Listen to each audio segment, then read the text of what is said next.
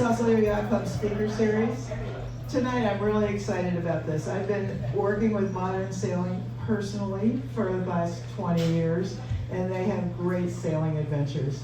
So tonight our speaker is Lee Hunt, and he's the owner and operator of Modern Sailing School and Club headquarters here in Sausalito. He has been designation charter for over 20 years and has spearheaded and participated in more than 15 international sailing vacations in some of the most beautiful locations in the world. And I've worked with them with a lot of them for myself. From planning destination trips to the Caribbean, Tahiti, and the Mediterranean, he has amassed a wealth of experience with tips to share. Tonight we're going to talk about sailing with children. Please help me welcome Lee Hunt.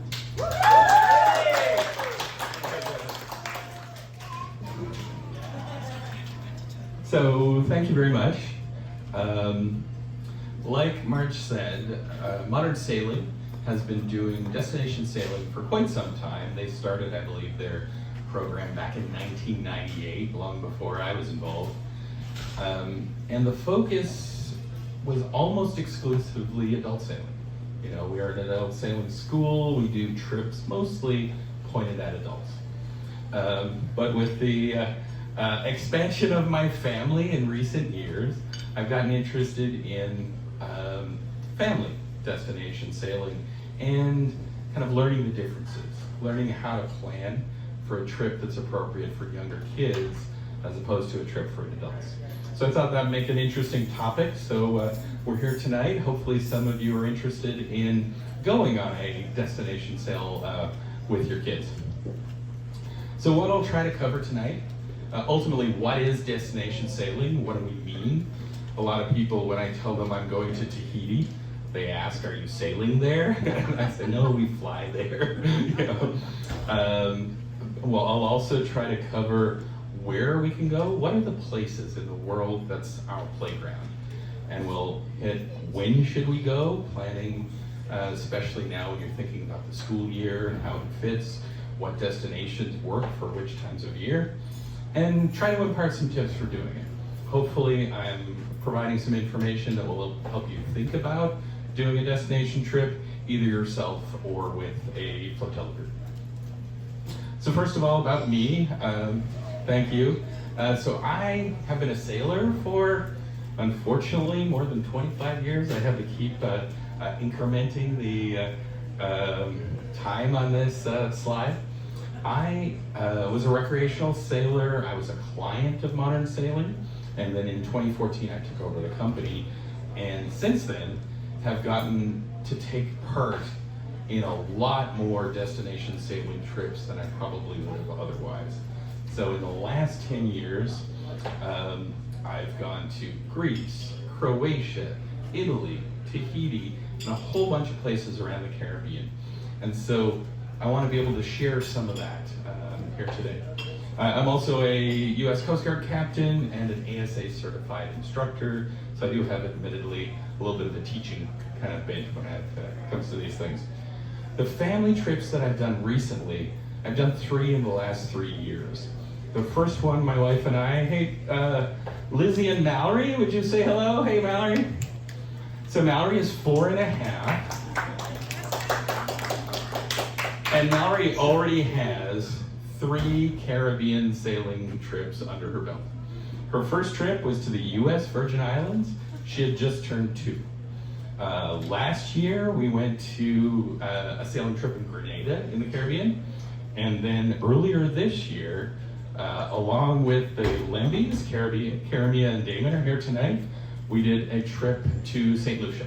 And I'll show some highlights of those as well. So here's a shot of Mallory and I at the helm, just outside of Port St. Louis in Grenada. So what is destination sailing? This is a question I have to answer a lot. It is not launching from San Francisco. We get to go sail in the nicest places in the world, but we choose to fly there, rent boats there, and sail around in those destinations.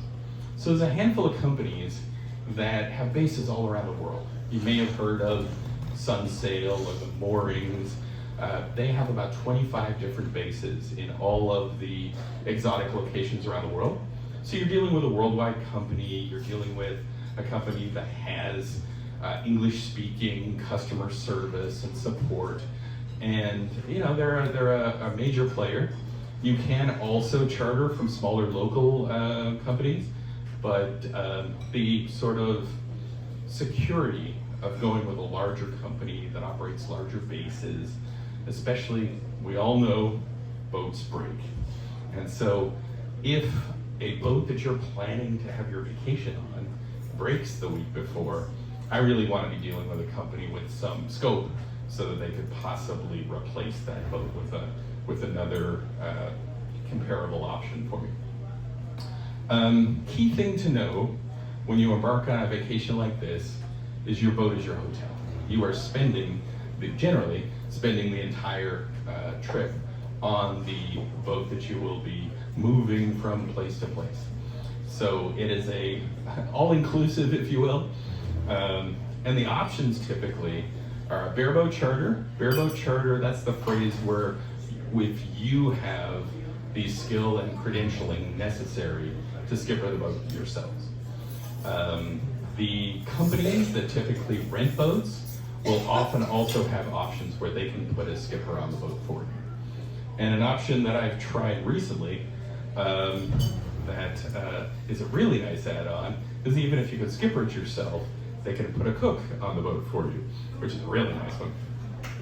Yeah, exactly. So what is our playground? So there's kind of three major places in the world that I like to plan destination trips, and there's certain times of year when it's appropriate for each. So first of all, the most common, I would say, is the Caribbean area. And the Caribbean area, the broadest window is kind of November through June. So you're kind of avoiding the hurricane season, you're often avoiding the wet season in these places. The high season is, well, Thanksgiving and Christmas are quite busy because of holiday time, but the peak time to go in the Caribbean is probably February, March-ish. And that's also when it's the busiest and when it's the most expensive. So personally, I try to go in either January or April. So it's still kind of core season, but you get a little bit of a shoulder, they call it, where it's a little bit cheaper and a little bit less crowded. But anything in that time frame of November to June is viable. You may find an extraordinary discount on a sailing trip to the Caribbean in October or in August, but I don't know if it's worth the risk. And I don't want to plan a trip for my friends and family and end up getting substantially rained down. Other place that's super popular, probably a little less so for kids, is, especially younger kids, is in the Mediterranean. The Mediterranean, really, really nice in the May through October window. Not really a hurricane risk, but it's just a lot colder. And a lot of the places that you're going, whether it be Croatia or Greece, a lot of the outlying islands that you visit, they shut down starting in October. A place that, it's still got its Google listing up and it says the restaurant is open. You show up there on September 30th, you're fine. October 4th, it doesn't exist anymore. All right, and that's really embarrassing if you're leading the trip that happens to. But knowing that and how you do your planning, I love the Mediterranean in September. You get away from the peak crowds of July and August, and it's still generally pretty warm, and some of the windier areas, the wind dies down a little bit. So in the Mediterranean, Greece, Croatia, the Spanish Balearic Islands, lovely, lovely places to go. And then the crown jewels are over in the South Pacific. Tahiti, I tell everyone, Bora Bora is truly a place that lives up to the brochure. Right? It matches the picture you have in your head of this perfect tropical destination. So, and the cool thing is, from here, it's a direct flight. So there's some really, really sensible, practical ways. So first of all, let's take a look at each of these areas. So the Caribbean, you kind of got that crescent of islands working from north to south. Many people have probably heard of a sailing vacation in the British Virgin Islands.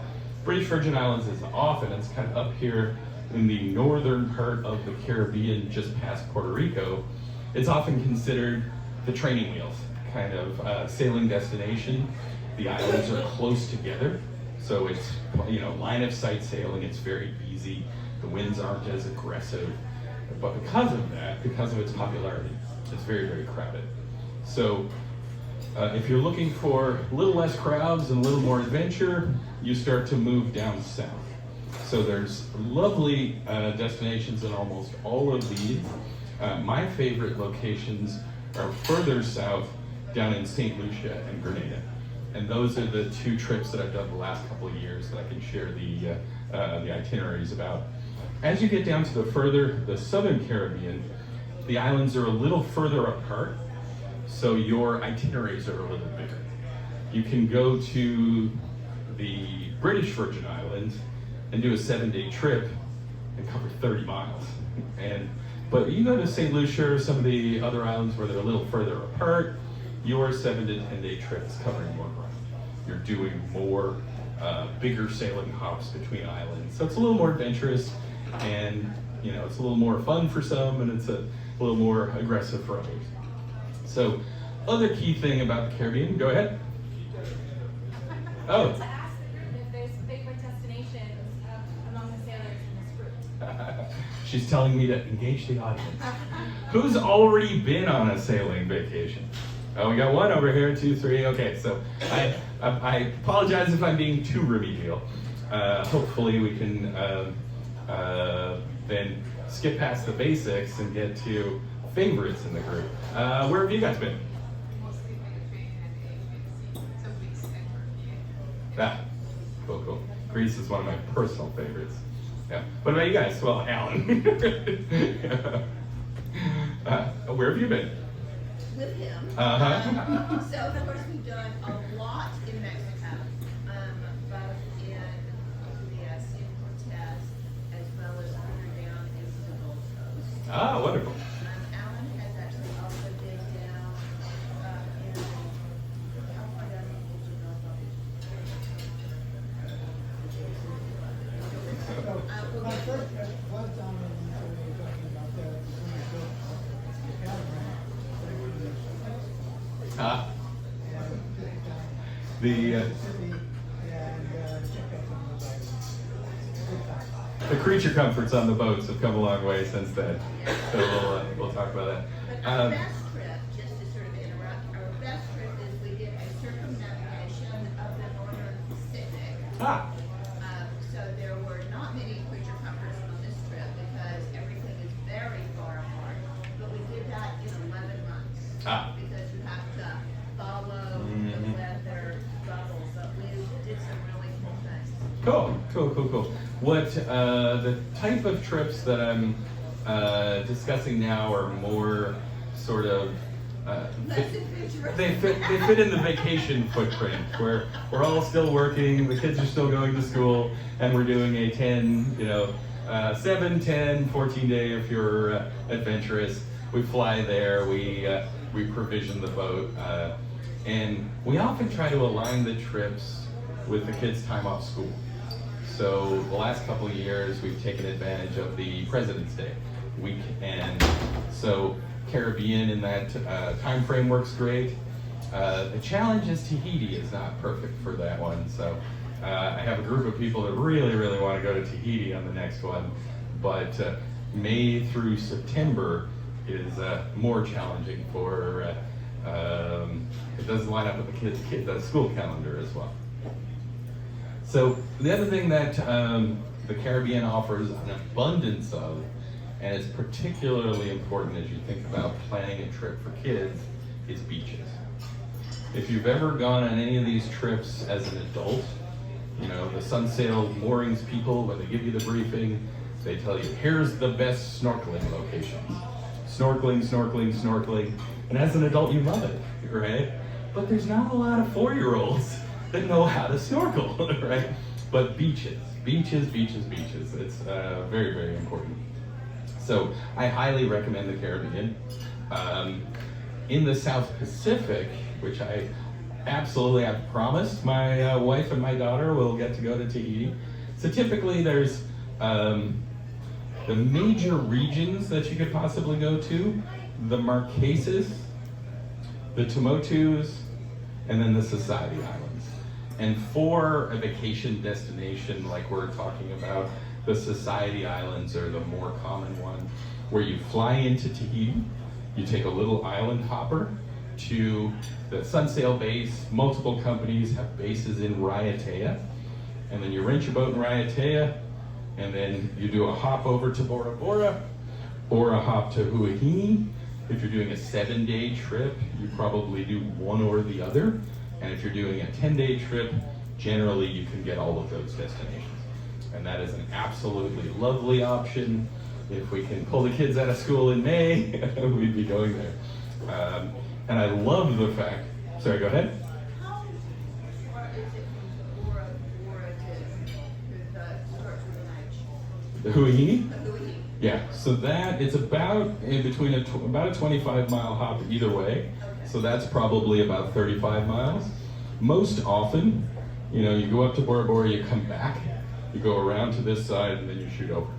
Yeah. And the trades, it's generally blowing across, so you're, depending on whether it's more north or less north, you will launch from either, these are circled by reefs, and the reefs have set passes, so you sort of motor on the inside of the reef to the pass that's the most advantageous for your crossing over to the next island. And sometimes you get lovely ocean sailing, sometimes it's really light or the wind angle. If you're on a catamaran, you're just tacking back and forth. So it often does involve some motoring to get where you're going.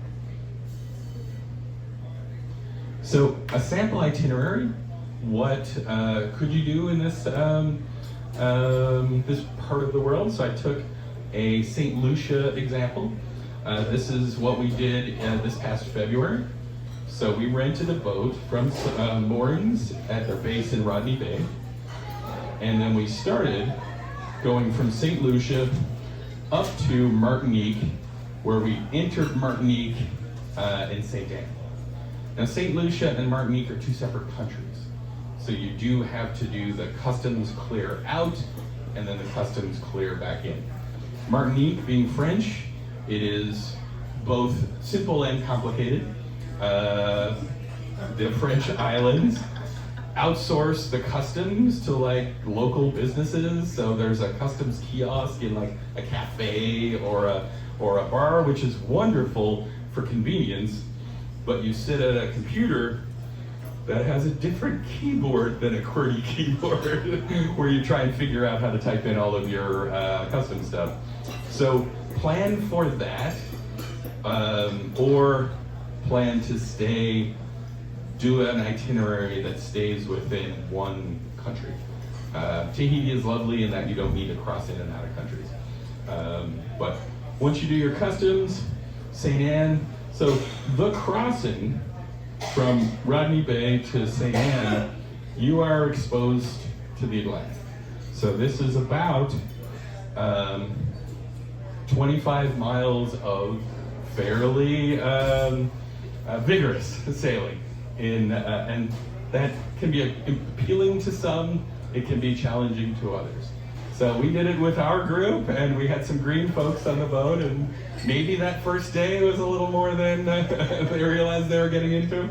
But once you do that, then you do several hops around the island, protected by the, you're protected from the wind because the wind blows east to west.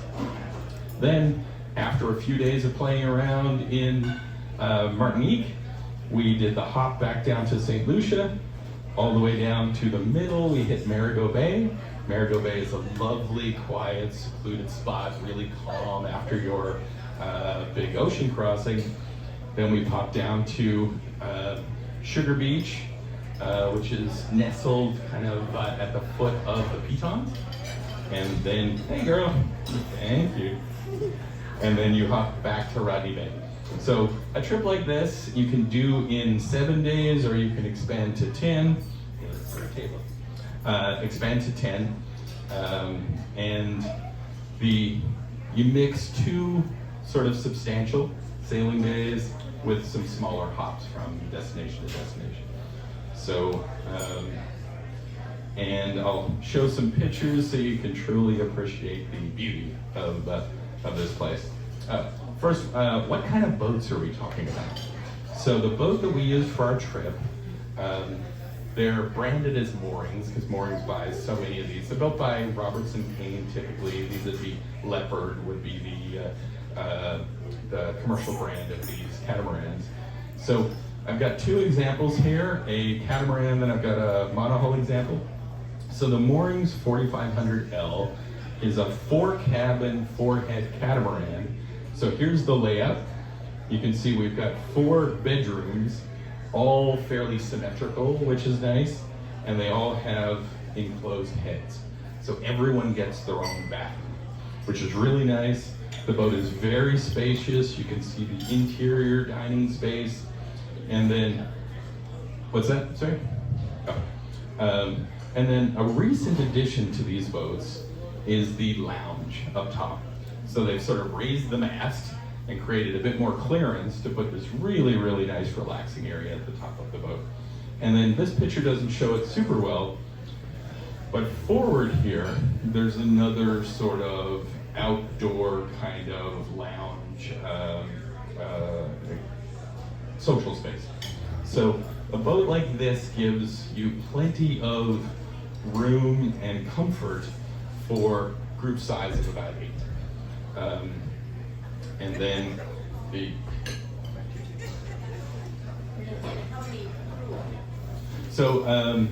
if you do crew, or if you have crews supplied by the company, on boats of this class, they typically do require that you give them an interior cabin. It's only when you get into larger vessels that have dedicated crew quarters that you don't have to give up the interior. So for our example, we did the 2 trips that we did parents in cabins, we dedicated 1 kid's cabin, and then we allocated 1 cabin for a cook that joined us on the trip. And we didn't need a captain. If you needed a captain as well, then you can either give up another cabin, or if there's multiple trips, there's a version of this boat that's a little bigger that has 5 cabins. And there are 2 cabins that are a little bit smaller that you could allocate those to the captain and the cook, and then you'd have 3 usable cabins for the guests. One thing to note, I mentioned the creature comforts. Just in the last 20 years, I've really seen the amenities on charter boats really change. It used to be that a generator was a luxury, air conditioning was a luxury. Almost all the boats of this class come with generators that are quiet, that you can run, meaning you can run your air conditioning as much as you want. And in recent years, I've seen water makers start to be added to the charter boats. So this boat that we had a water maker, a desalinating water maker, so that really relieves one of the big pressures on a trip like this. You know, water consumption, worrying about planning where you're going to refill your water tanks. So you are really getting more and more, self-sufficient, if you will. And the amenity that I think will be changing in the next few years is your internet access. Right? These boats may say they come with Wi-Fi, but it's it's 3G capacity kind of Wi-Fi. But the last trip that we ran out of Modern Sailing, we had a 5-boat flotilla.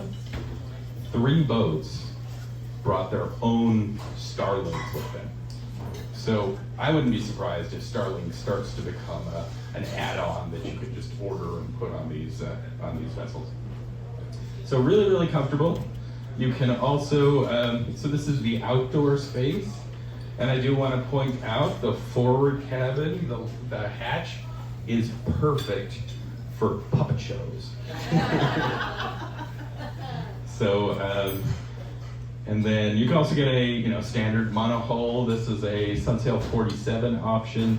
So 2 spacious cabins, all with, in the stern, 1 forward, all with enclosed heads as well. So that's the kind of boats that we're typically talking about. They're a lot bigger than you would think using, if you're a San Francisco sailor, there's not a lot of 50-foot boats floating around, but you don't have to dock it, right? You are going from mooring ball to mooring ball or anchoring, so you can go on an entire trip and not dock the boat. So your comfortableness with a larger boat really goes up. So options, as I mentioned, bareboat is the term for when you're chartering it yourself. If you want to bareboat, the industry is evolving in that it's demanding more and more certifications. So you'll always have to show them a sailing resume, but often you have to show them certifications, especially in the Mediterranean. The Mediterranean is starting to demand a sailing license.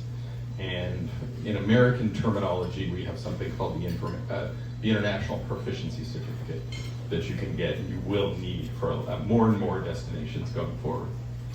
So skippered, you can actually get the company. Sorry, go ahead. No question. So the IPC, Mhm. is that similar to the new California? Much more intensive. Much more Yeah, so if you to qualify for an IPC, generally you need to go to a program like ours, an American Sailing or a US Sailing program, and you have to attain at least the bareboat certification level. So that is much more substantial than the California Boater Card. Right? California Boater Card is kind of a basic safety, single day, take a small boat out sort of focus, whereas the IPC is a multi-day big boat skipper kind of level. So if you don't have the credentialing or the interest in doing it yourself, you can ask the company to put a skipper on board for you. And my favorite option is adding a cook. Tried this for the first time 2 years ago, and boy, was I sold. And how about Lizzie was Absolutely. Yeah. The other option, sailing on your own or joining a flotilla. And so companies like Modern Sailing create flotillas where we all kind of go together, but Moorings or Sunsail, they'll often create flotilla products as well, where you can plan your vacation around or just to attach to another group. And those flotillas, sometimes they'll have a lead boat that's staffed by the company, and it'll have a trip leader, it'll have a cook, and it'll have a mechanic. And the mechanic is sometimes the most important part of that group. So yeah, I'd highly, highly recommend. It's also fun, social. They'll plan social events and activities. So the first one I did in the BVI many years ago was a Sunsail flotilla. So meals and provisioning, how does this work? And so generally these trips are a mix of cooking aboard or eating ashore. Some places, you go to the Mediterranean, you go to Italy, the food is a part of the experience, so I don't really want to be cooking on the boat that much. But shifting into trips with kids, sometimes it can be a lot more economical if we do our lunches on the boat. And so adding a cook that does the preparation, the cooking and cleaning has been really nice. Generally the flow, you prepare a pre-trip menu so that you can do the provision. So you generally put most of your food on the boat before you depart. Companies like Sunsail will often have pre-provisioning services so that you can order it online and it'll be delivered to the boat before you depart. That is particularly nice for the heavy stuff, the water, beer and wine, because you're in tropical locations, it's very warm, it's, lugging your groceries back from the local grocery store can be a little arduous.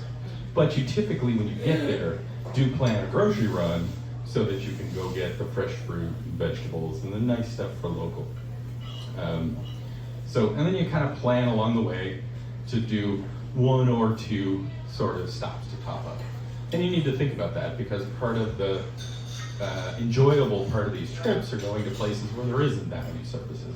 So then you do plan to go into some little more populated areas so that you can do your provisioning and top up. So where is she, Mallory? We're doing a cheers. Cool. So sailing with kids, this has been the learning for me over the last couple of years. How do I take trips that I used to do with adults and kind of adjust them a little bit to be appropriate for the kids? So first of all, I mentioned beaches, beaches, beaches. Really, really important. Fortunately, some of these locations, this is St. Anne in Martinique, our first place that we landed, and it was where I was going for the purposes of immigration, but they had a floating water park. It was beautiful, right? So the kids could hit the beach, they could play on it, I could go do the immigration stuff, and everybody had fun. And it wasn't until I came back and tried to get on the water park with them that some French guy it was only for kids, right? It was a lot of fun. The big learning is the boat itself is the playground, right? We saw puppet shows, we saw trampolines. The kids had a really, really enjoyable time. You just need to tweak the itinerary a little bit. So, biggest thing I think is getting them involved, getting them doing things. This is Wally. Wally is Carrie and Damon's son. He's buying fresh fruit from the local vendor. And this is Mallory driving the dinghy. All of the kids on the trip took turns driving the dinghy. Look at the concentration in that face. So really, really getting them involved with a few kind of practical concerns. Life jackets. This is the first day we arrived. We're driving around the base, getting our provisioning and all this stuff. The kids go with the life jacket from the moment they arrive, and they stay the whole time. Eventually, it becomes a part of what they, just like putting on sunblock in the morning. That is the most important consideration. We did this trip, it wasn't until our most recent trip that Mallory was a comfortable swimmer. So we didn't insist that everybody needed to know how to swim, but it does require, more attentiveness than, local activities at home. The other thing I would say is shorter sailing hops for the kids is better, right? We've done some big ones, and I've done some that I would, after doing it, wouldn't do it again, right? Now, generally, they do fall asleep, right? So that was a consistent learning on the big hops. We didn't really have kids get seasick as much as we had kids get groggy and go to sleep. And then you arrive, they get to go to the beach, and they're up and alive and energetic again. So it was really, really fun. A lot of people ask me, how young is too young? So I took my daughter on a trip of 2. I wouldn't recommend that for the most casual sailor. I think that was fairly demanding. 3 was a little easier, and 4 was a lot easier. So if I were to do a product that I, invited multiple people to join a kid flotilla, I would probably have the cutoffs somewhere around 4 or 5 years old. It really helps to have kids that'll listen to you, because there are times on a boat where I can pay attention to you and we can be playful. There's other times where, hey, daddy's busy, I need to do this. And so for them to be old enough to understand that is a very, a helpful attribute. So, practical considerations, if you're thinking about a trip like this, these are beautiful locations. But a sailing vacation is very weather dependent, right? So we had, everybody's still smiling here, but we certainly had some cooler and wetter days than you would have ordered, right? But, as I mentioned earlier, your boat is your hotel. See, This is in February? this was in February, yes, yeah. And February is generally a fairly reliable time in the Caribbean. I did a trip to the Amalfi Coast in Italy in 2022, and it rained for 7 out of 10 days. And the old expression, you know, boat gets 10 feet shorter every day it's raining. It's true. All right, so there is weather risk.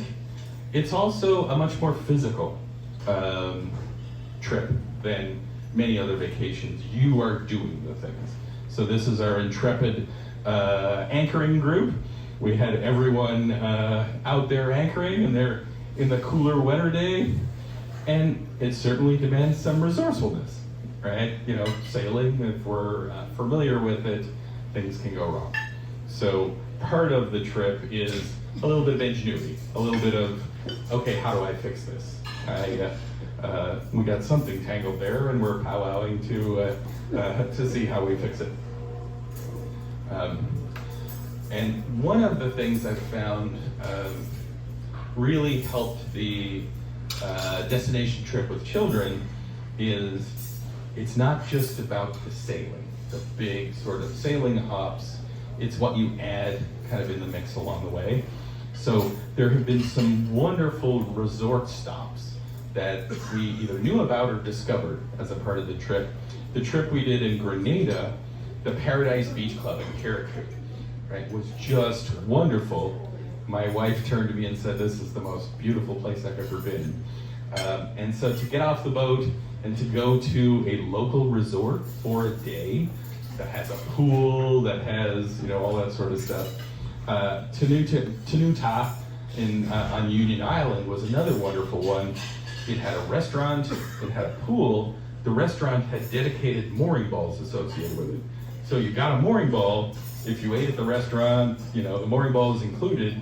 And my favorite part, they had a customs agent that the resort would arrange for you, and he took your boat paperwork and drove it across the island to the customs office, so you didn't have to wait. Same thing at the Paradise Beach Club. When we arrived at the mooring balls, the kids went to the beach.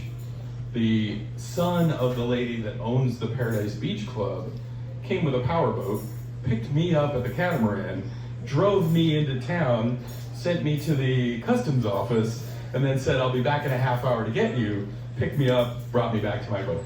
So there's a lot of local services that can really make these trips positive. The last trip we did, the highlight was Sugar Beach Resort in St. Lucia. Now this is a resort that many people will go and they'll spend their whole vacation there, and we got the opportunity to pop in. So this is our boat right here, literally 20 feet from dock, right? We are sitting on a mooring ball. We delivered the ladies for a spa day. So this is Mallory, this is Lucy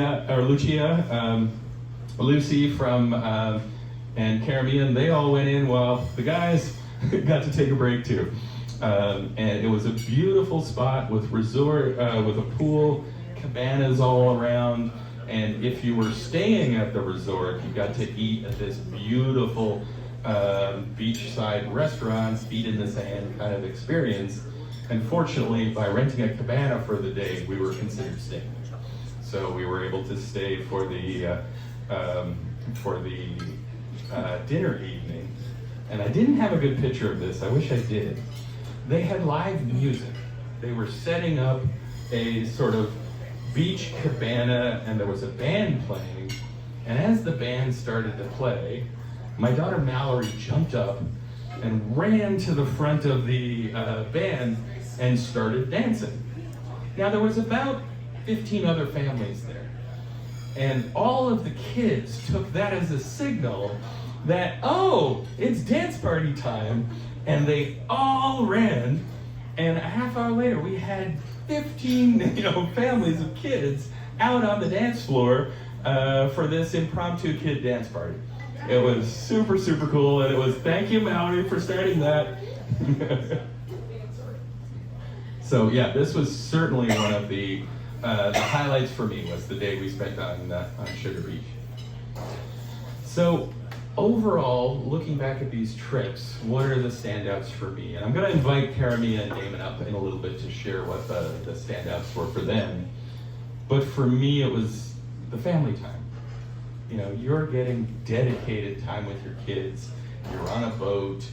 Generally, the electronics are put away, and it's fun. You can see it in their faces.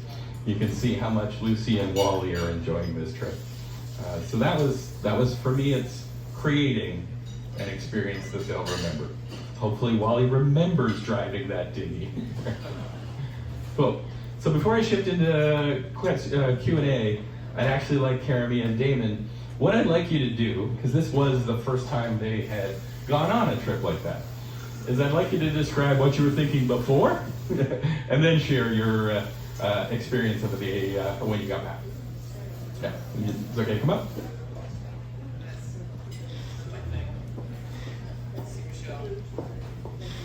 Hi there, good evening everyone. Thanks, Lee. First of all, he is the most incredible leader for a trip like this. We felt so safe with him the whole entire time. And we were fairly newer friends when we accepted the invitation. We were really honored at first. And we knew that it was just a chance of a lifetime to be able to take advantage of this. I grew up in a small town on boats, but on rivers and lakes, so not in the ocean. And I like to go on adventures for vacations. I never like to go to the same place, and so this trip completely spoke to me. My husband, he can share his perspective, but he would go to Canyon Ranch for every vacation if he had his druthers. But anyway, initially, we just dove right in and we accepted the invitation. I don't know that I had too many preconceived ideas. A couple weeks before, I really started to understand what we had committed to, and the fact that we had a 3.5-year-old little boy that was very into catapulting himself off of anything. And I started to get really scared and look into little leashes and the life vests, all the things. And so we increasingly became more nervous. By the time we finally got to St. Lucia and on the boat, Lee and Lizzie together have this magical energy, and both put us at ease. So Lee was taking the lead as being the captain, and then Lizzie is kind of partnering in the first night. Really, truly put all those worries aside, and we were just incredibly strict with the kids. So every day you had that life vest on, their water socks, and we got them in a routine right away. By the end of the trip, I can honestly say for me, it was my most favorite family vacation. It had all the aspects that I want to offer our children, a sense of adventure and not knowing what to expect, and dealing with interesting scenarios every day. So there's learning lessons every single day. They got to experience 2 completely different cultures. And they were put in uncomfortable situations, and they were able to overcome that. And the second to the last day, I feel like our pinnacle moment was we were going from, I think, St. Lucia, from Sugar Beach back to Morris, and a mom and her baby whale reached right next to us, so incredibly close. And it was just this National Geographic moment, and it brought tears to my eyes, because to be able to give your children that experience was just breathtaking. So anyway, that's my. Yes. Damon's is quite different, I think. Hi, I'm Damon. And one difference is Tara is very adventurous and I'm not, for the most part. And so, but going into it, when Lee and Lizzie first invited us, we were really excited and felt honored. Why us? We didn't know them that well, and we had 2 little kids, and who knows, right? But so we were honored that we were invited, and so we said yes, basically almost immediately. And Wally had a crush on Mallory. And Wally, our 3-year-old, has a crush on Mallory, of course. And with that, as we got closer, I started sharing with my friends. I like to tell the same stories all the time. And I started sharing with my friends, oh yeah, we're going on a catamaran, and we're going to go to St. Lucia and Martinique. And then my friends and my sisters and my mom were like, you're nuts. And they're like, my mom basically told me this is the worst decision that I think you can make with your kid at 3.5. And so I thought about it, and I said, I don't know if it is a great idea, for Wally at least. And I talked to Kara, and she's like, no, we'll be fine.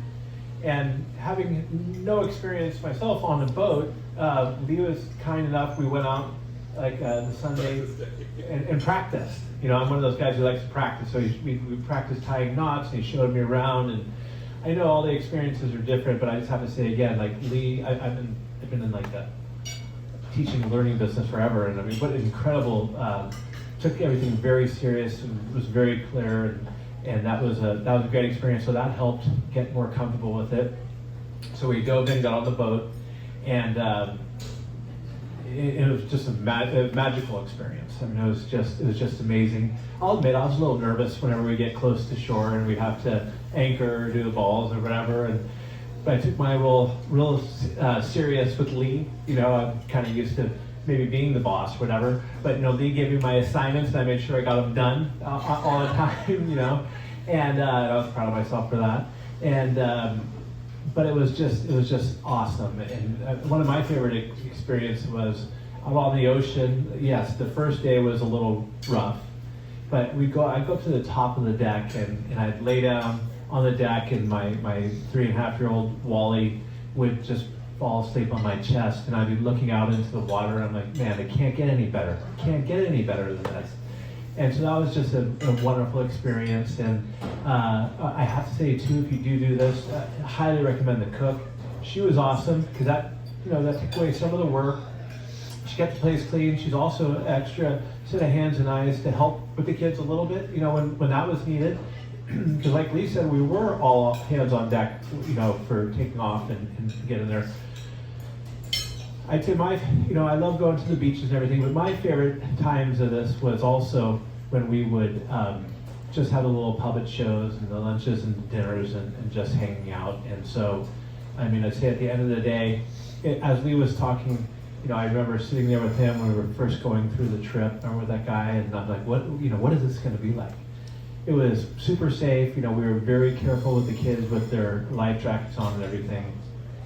And it was just an unbelievable experience, and I'm just really grateful for being able to do it. I've told everybody about it all the time, and far exceeded my expectations. So, thanks. All right, thank you both for being willing to share.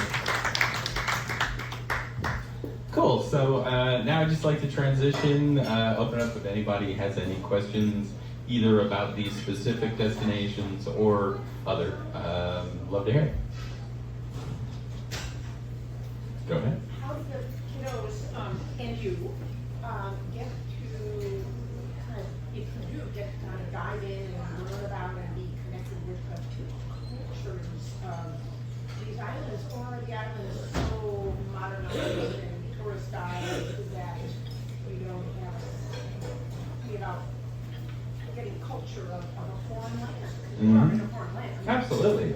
Yeah. So several of the places that you get to go to have substantial cultural, what would I say, demonstrations, right? So particularly, I've found that I've really integrated it into the Tahitian trips.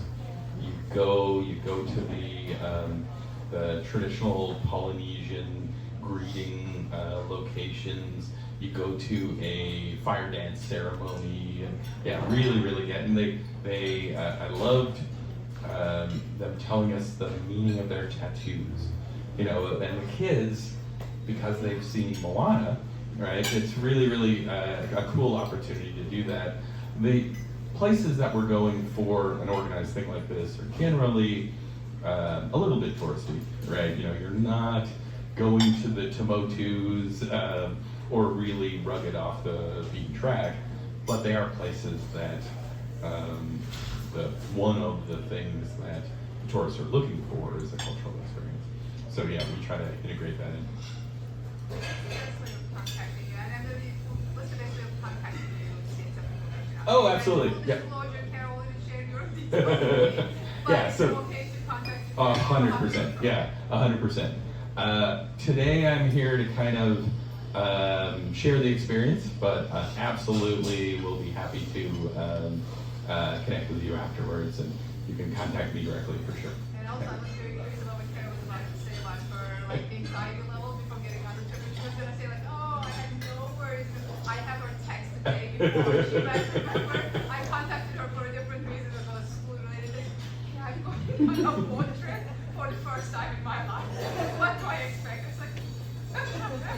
Yeah, we have a lot of people that are doing this for the first time, you know, and so there's an interesting mix of what to share in advance, what to prepare people for, versus what you need to let be discovered.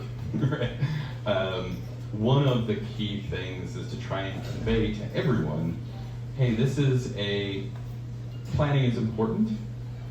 The discipline of planning your agenda is a very, very valuable thing. But you have to be completely willing to let go of your agenda.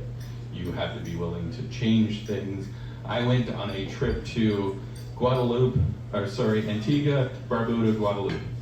And the conditions that, we arrived to experience, we had to completely abandon the island of Barbuda, which I was really excited to see. And I was one of the trip organizers. Sometimes you have clients that are like, I booked a tour, sorry, this is weather dependent, itineraries are subject to change. But the discipline of the planning is important because then, it sort of conveys, hey, we're taking this seriously. This is not we're not just winging this, so that's helpful. Oh, go ahead. I will say, prior to going on the trip, what eased a little bit of the anxiety was they provided a plethora of information about what to expect, what to pack, and a bit of the cultural pieces as well. So it felt like we had resources and we weren't just diving into the complete amount. Yeah, it's neat that I could take a trip that the company had planned and rip the front cover off the marketing materials and say, here you go, this is our trip. So that is an advantage for sure. Cool, go ahead. So one of the things I am absolutely going to echo the big thumbs up on hiring a cook. One year, Alan and I took 3 of our grandchildren and my godson, who ranged in age from 18 months to 6 or 7. I didn't know children ate that much. And I was the cook. So, big thumbs up on the cook. But you're right, thinking about planning things, because it's like, hey, we're gonna go into town and have some tacos tonight. So having things that they will think is fun is worth it to the adults as well as to the kids. And the cook, also, a local cook, often knows the local lay of the land. They know the right local fishermen to get the fresh fish from, but then they can cook the fresh mahi-mahi tacos that you do on the trip. Alan, go ahead. Well, it's understood that the 2 most important people on the ship, the captain and the cook. Not necessarily. I know what order I would cook them in.